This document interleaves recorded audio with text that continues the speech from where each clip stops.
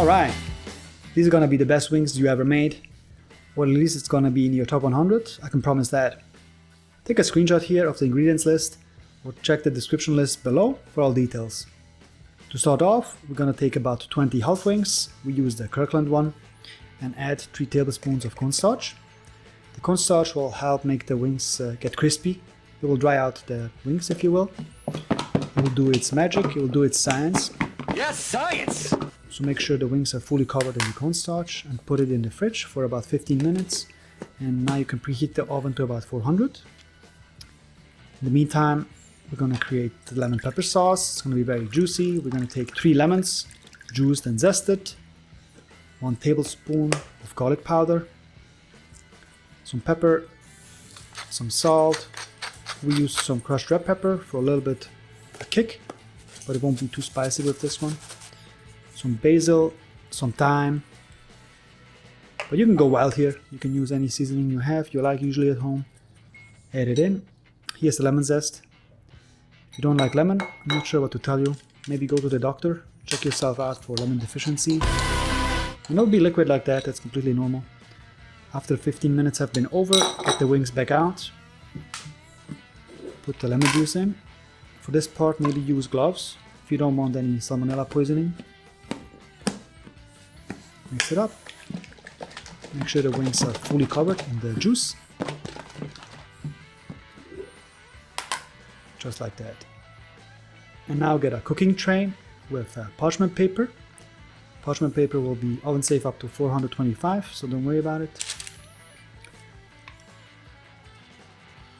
Put the wings on the sheet, just like that. If you have leftover juice, put it over the wings. Don't worry if it goes onto the cookie sheet, perfectly fine, because the juice will help the wings get super moist on the bottom. The meat will come right off the bone. I don't even flip the wings midway through.